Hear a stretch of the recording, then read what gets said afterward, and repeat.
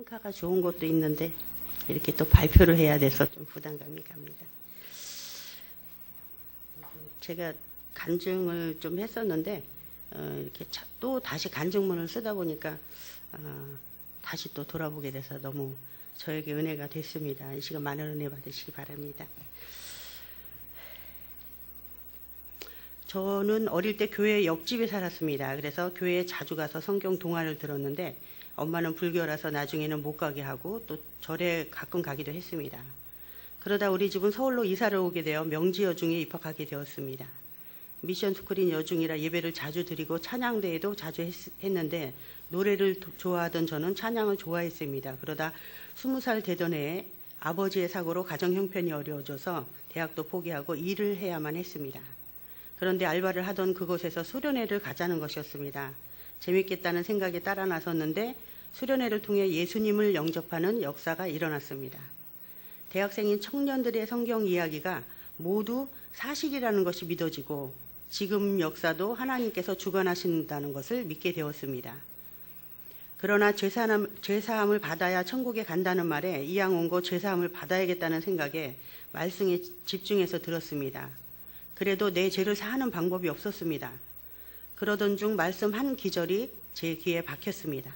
그것은 히브리서 9장 12절 염소와 송아지의 피로 하지 아니하고 오직 자기 피로 영원한 속죄를 이루사 단번에 성소에 들어가셨느니라는 말씀이었습니다.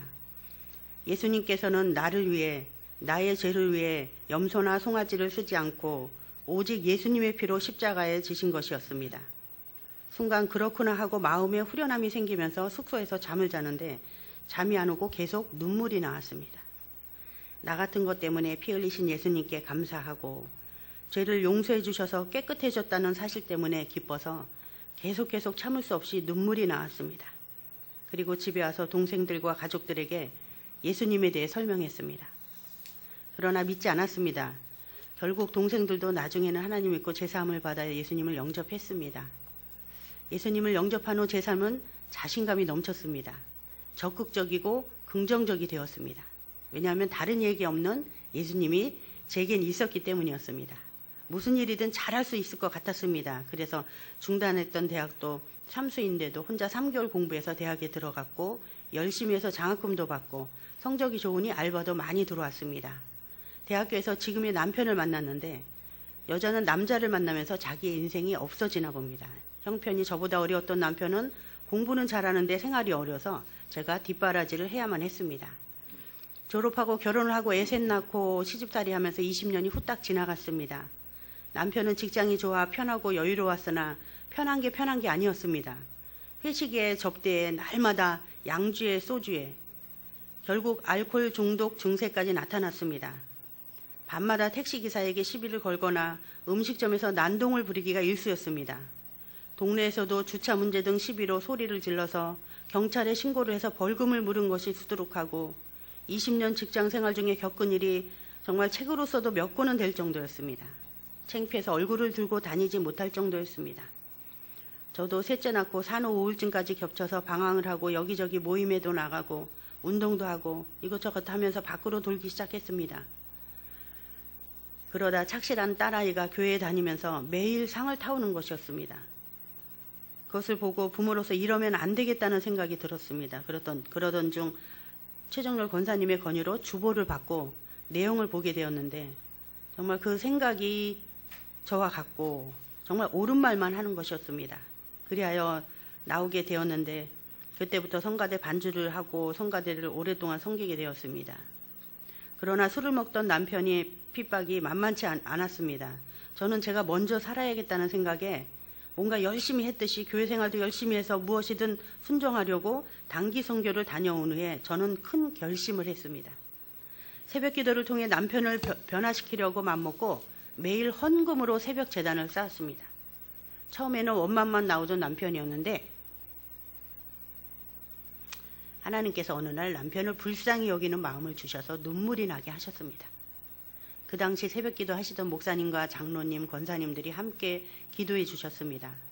그러기를 3, 4년 지나니 남편도 서서히 기가 꺾여갔습니다. 술에 취해 저를 찾으러 교회에 왔던 남편이 목사님의 전도를 받고 정말 교회에 나오게 되었습니다. 그리고 성경 공부를 통해 구원의 확신도 가지게 되었습니다. 그러나 그의 삶은 하루아침에 바뀌지 않았습니다. 그러던 중 유대인의 가정교육을 가르치는 현영수 교수님의 부흥회를 통해 가정의 제사장이 남편이요, 가정을 세우려면 남편을 세우라는 말씀과 아이들에게 좋은 것을 주려면 아버지를 주라는 말씀에 이제는 수단과 방법을 가리지 않고 남편을 설득시켜야 했습니다. 결국 자신의 힘으로는 안 된다는 것을 남편도 알게 되었고 하나님을 부르짖기 시작했습니다. 술을 먹고도 부르짖었습니다. 하나님, 나는 할 수 없어요 라고 말입니다. 얼마 후 장욱조 목사님의 부흥에 참석했는데 걸쭉한 전라도 사투리에 남편은 완전히 마음이 녹아내린 듯 했습니다. 본인도 회의를 느끼고 다시는 술과 담배를 안 하겠다고 하더니 정말 지금까지 안 하고 있습니다.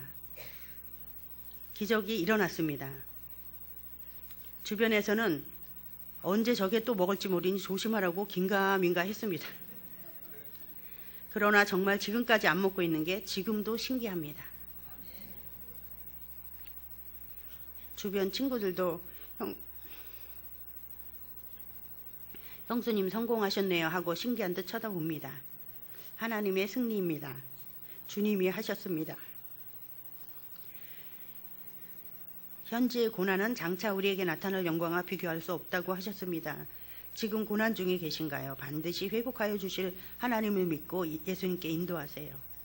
우리의 가정을 회복해 주신 하나님께 감사하며 예수 생명 전하는 사명을 위해 살겠습니다. 감사합니다.